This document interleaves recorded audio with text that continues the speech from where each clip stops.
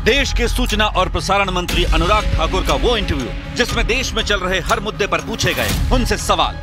आप 400 पार इसलिए जाना चाहते हैं ताकि संविधान बदल जाए। बेरोजगारी चरम पर, 4 जून के नतीजे आएंगे, आप यहाँ अलग ही खेल कर देंगे। विपक्ष ने बेरोजगारी का मुद्दा उठाया।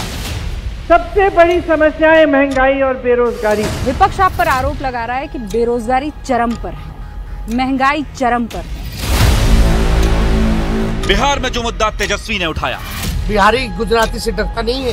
तेजस्वी यादव के लिए प्रधानमंत्री नरेंद्र मोदी ने कहा था कि मैं जब वापस आऊंगा, सरकार हमारी आएगी, तो वो जेल में जाएंगे। कुछ दिन पहले प्रधानमंत्री ने लंबा इंटरव्यू दिया, स्क्रिप्टेड था। कांग्रेस वालों को तो पहले सवाल चाहिए होते हैं, फिर जवाब मिलते हैं। पर ये आरोप वो आप पर लगाते हैं कि सब स्क्रिप्टेड होता है।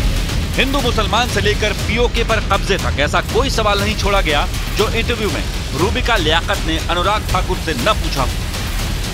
हिमाचल प्रदेश आ चुका है न्यूज़ 18 इंडिया का कारवां। केंद्रीय मंत्री अनुराग ठाकुर आपको नजर आ रहे हैं जो बिलासपुर में कैंपेन कर रहे हैं। आखिरी चरण के लिए मतदान ज्यादा से ज्यादा हो, लोगों को बीजेपी को वोट डालने के लिए प्रोत्साहित कर रहे हैं। और आज कार में सरकार में हमारे साथ मौजूद रहेंगे अनुराग जी।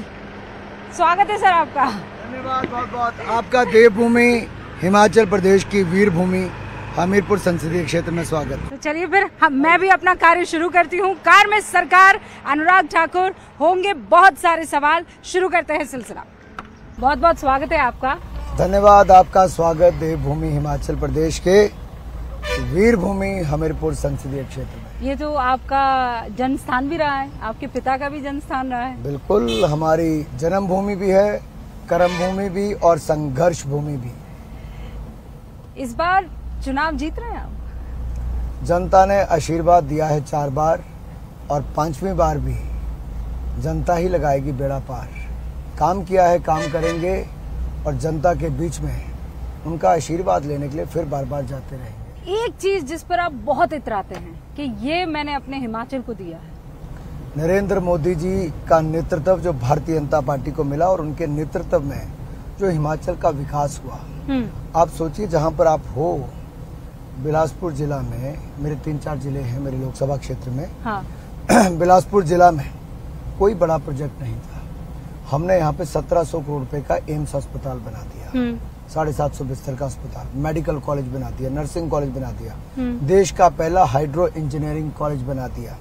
हमने यहाँ पर 4 लेन हाईवे बनाया, जहाँ पर कीरतपुर से बिलासपुर, जहाँ 3-3.5 घंटे आने जाने के लगते थे, अब मात्र 30-35 मिनट में हम पहुंच जाते हैं। इस सड़कें तो वाकई हम खुद आए हैं, ये तो मैं कह सकती हूँ कि शानदार है। इतना कुछ हो जाने के बाद भी विपक्ष आप पर आरोप लगा रहा है कि बेरोजगारी चरम पर है, महंगाई चरम पर है। विपक्ष का काम है कहना, कुछ तो कहना है। सच्चाई ये है, 25 करोड़ गरीबों को गरीबी रेखा से बाहर मोदी सरकार ने निकाला है। 51 करोड़ 40 लाख रोजगार सृजन पिछले 10 सालों में हुए, स्कॉच की रिपोर्ट ने कहा है। और इसके अलावा अगर आप ईपीएफओ का आंकड़ा भी देखेंगे, वो भी अपने आप में दिखाता है कि 7 करोड़ 60 लाख लोगों को 2018 के बाद अब तक रोजगार के अवसर मिल पाए। 41 करोड़ मुद्रा लोन मोदी सरकार ने दिलाए। तो क्या आपको नहीं लगता जब 41 करोड़ मुद्रा लोन जाएंगे तो रोजगार स्वरोजगार के अवसर पैदा होंगे?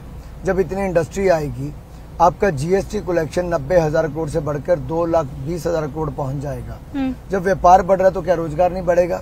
दूसरा, आधारभूत ढांचे पे कैपेक्स एक्सपेंडिचर जो करते हैं, 2 साल पहले 7.5 लाख करोड़ था, पिछले साल 10 लाख करोड़ था, इस साल 11,11,111 करोड़ है। तो जब ये बढ़ रहा है, सड़कें बन रही है, बन रही, क्या रोजगार नहीं बन रहा? जब नए शिक्षण संस्थान, स्वास्थ्य केंद्र खुल रहे हैं तो क्या उसमें रोजगार नहीं मिल रहा? इंडस्ट्री नहीं लग रही तो क्या उसमें रोजगार नहीं मिल रहा? हाँ। तो सब दिखता है कि मिल रहा है, लेकिन कुछ विपक्ष के लोग हैं जिनको केवल रोना रोना है क्योंकि वो बेरोजगार हो गए हैं। अच्छा, लेकिन वो ये कह रहे हैं, अभी आपको पता होगा कि तेजस्वी यादव के लिए प्रधानमंत्री नरेंद्र मोदी ने कहा था कि मैं जब वापस आऊंगा, सरकार हमारी आएगी, तो वो जेल में जाएंगे। तेजस्वी यादव ने ये कहा है कि गुजराती बिहारियों को धमका नहीं सकता है। जब तक मैं बेड रेस्ट नहीं लूंगा, जब तक प्रधानमंत्री नरेंद्र मोदी बेड रेस्ट नहीं ले लेते। मैं सिर्फ इतना कहना चाहता हूँ, भ्रष्टाचार करके आप राज्य के नाम के पीछे छिप जाएं, कईयों को अपनी जात याद आ जाए, कोई अपने उसकी बात करे, तो अपने आप में स्पष्ट नजर आता है कि ये कैसे जात का उपयोग कभी वोट के लिए करते हैं, कभी अपने भ्रष्टाचार को बचाने के लिए करते हैं। और यही दुर्भाग्य है कि इन्होंने जब सत्ता में थे तब रेलवे में जमीन के बदले जॉब दिया और ये भ्रष्टाचार किया। उसमें अधिकतर लोग इनके अपने ही कास्ट के हैं। क्या तब इनको बिहारी याद नहीं आए, तब इनको यादव याद नहीं आए, तब इनको अपने साथ लगते जो इनके सहयोगी हैं वो याद नहीं आए, उनसे पैसा क्यों लिया गया, उनसे जमीन क्यों ली गई? पर आपको लग रहा है कि ये लोग लड़ तो रहे हैं, अच्छा चुनाव लड़ रहे हैं, कंपटीशन में आ रहे हैं? चुनाव वो 2014 में भी लड़े, 19 में भी लड़े और हर चुनाव में ऐसा ही कहा कि हम गठबंधन बनाएंगे और हर बार ठगबंधन बनाया। बहुत सारे लोग जो जेल में है या बेल में उनको एक मंच पर लाए और सबकी एक ही आदत है, अपनी जान बचाने का, देश चलाने का नहीं। देखिए वो कहते हैं आपके पास ईवीएम है, ईडी है, सीबीआई है, आईटी है। अरविंद केजरीवाल यही तो कह रहे हैं कि मेरा वजन कम हो गया है और मुझे बेल अब मेरी एक्सटेंड कीजिए क्योंकि मुझे तकलीफ हो रही है। देखिए जो इतना झूठ बोलता है उसका वजन अपने आप कम हो जाएगा, जो इतना भ्रष्टाचार करता है उसका अपने आप कम हो जाएगा। जब उनके अपने मुख्यमंत्री भगवंत मान उनके पीछे खड़े जीप पे कह दें कि 2 तारीख को भ्रष्टाचारी को फिर जेल में जाना पड़ेगा तो क्या हो जाएगा? यही होगा, तो वजन अपने आप कम होगा। स्वाति मालेवाल के बारे में आप क्या सोचते हैं?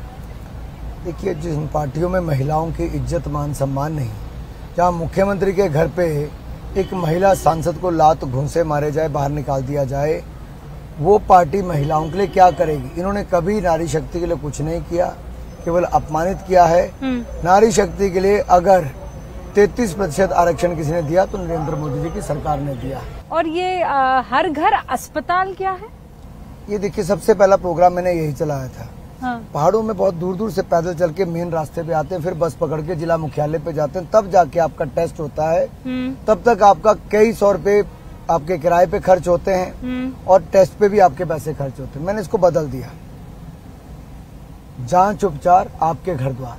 तो मोबाइल मेडिकल यूनिट है, सांसद मोबाइल स्वास्थ्य सेवा। हाँ। चलता फिरता अस्पताल, ये आता है लोगों के गांव में। जैसे 30 गाड़ियां हैं तो रोज 30 गांव करेंगे और लगभग 50 से 70 लोग उसमें अपना चेकअप कराने गांव में आते हैं। अच्छा। उनकी मुफ्त में जांच होती, दवाइयां मिलती हैं और उनके टेस्ट भी लगभग 40 तरह के टेस्ट करने का उसमें प्रोविजन है।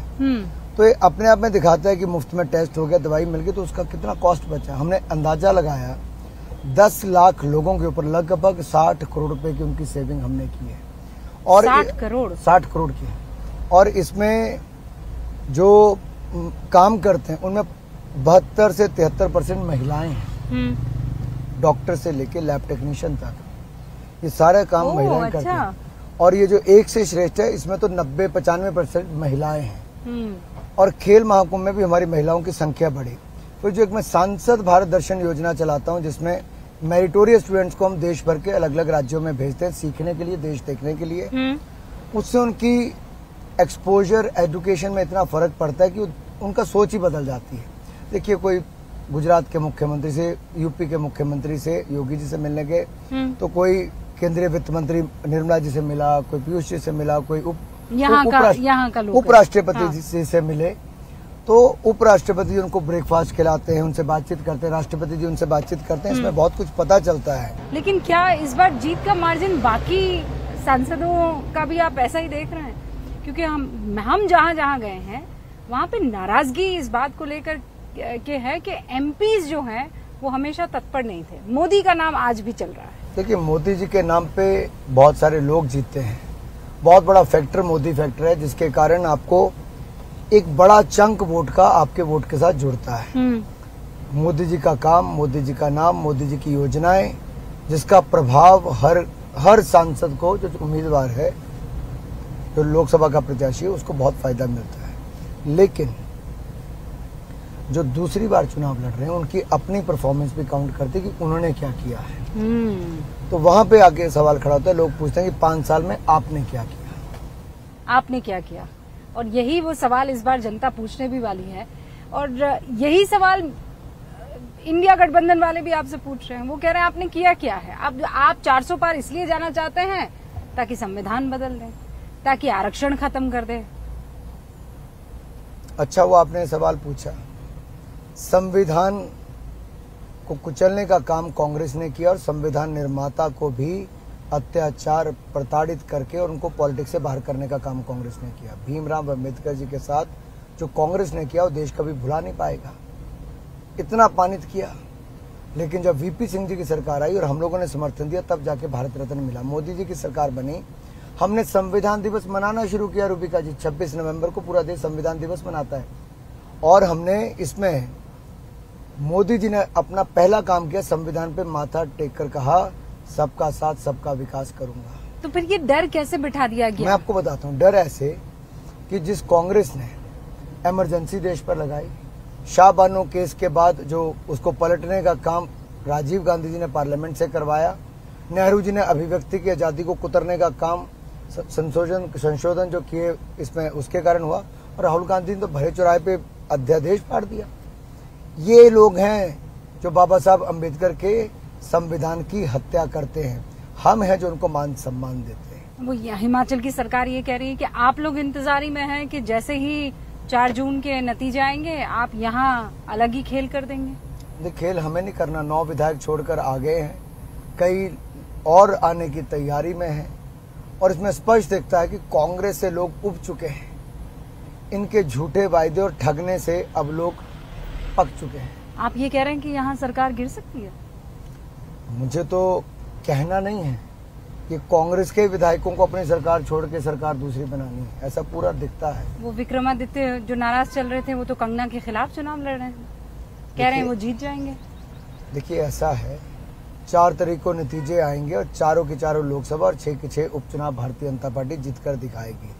IPL का सीजन खत्म हो गया, खूब चौके छक्के लगे रूबिका जी, लेकिन अभी इंडियन पॉलिटिकल लीग में चौके छक्कों का दौर जारी रहेगा।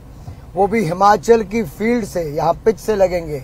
4 की 4 लोकसभा और 6 की 6 विधानसभा उपचुनाव जीतकर छक्का लगाएंगे। अच्छा, आप हिमाचल में ही रहने वाले हैं कि दिल्ली का रुख करने वाले हैं? देखिए, मोदी जी हैट्रिक लगाने वाले हैं, तीसरी बार जीतने वाले हैं और देश को दुनिया की तीसरी बड़ी अर्थव्यवस्था बनाने वाले हैं। मोदी जी करने वाले और मोदी जी के नेतृत्व में मैं सांसद रहकर अपने इलाके का खूब विकास करवाना चाहता हूँ। हाँ, क्योंकि बार बार ये कहा जा रहा है कि ये जमीन आपको बार बार पुकारती है।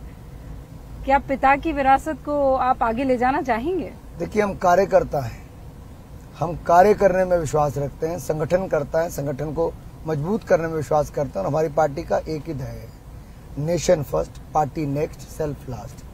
तो राष्ट्र हित में जो होगा वो करेंगे और पार्टी हित में जो होगा वो भी करेंगे। अच्छा, यहाँ जब आते हैं तब कैसा लगता है आपको? बहुत खूबसूरत इलाका है। आज थोड़ी गर्मी ज्यादा है, हाँ, लेकिन अगर आप दूसरी तरफ जाओगे, भाखड़ा बांध के पीछे झील जो बनकर आती, बहुत खूबसूरत इलाका। लेकिन इस बार जंगलों में आग बहुत लगी। इस सरकार ने कोई ध्यान नहीं दिया, कोई तैयारी नहीं की। नहीं तो सरकारें तैयारी करती थी कि जो चील की पत्तियां गिरती हैं, पाइन नीडल्स गिरती हैं, उसको इकट्ठा किया जाता है। तो इसीलिए आप कह रहे हैं कि यहाँ पर इस बार हालात थोड़े खराब हैं? यहाँ तो कांग्रेस की हालत खराब है। राहुल गांधी को आपने सुना होगा, ठाकुर साहब, उन्होंने ये कहा कि सवाल पूछा जाता है उनसे, चमचो शब्द का इस्तेमाल किया, फिर कहा कि सवाल पूछते हैं और जवाब आता है कि मैं बायोलॉजिकल नहीं हूँ, मुझे तो भगवान ने उतारा है, और अब वो अपने आप को जो है ये दर्जा देने लग गए हैं।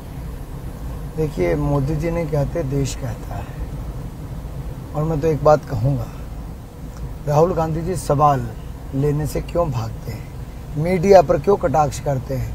मुझे लगता है इंदिरा जी की कहीं ना कहीं प्रभाव अब राहुल जी पर देखने को मिलता है।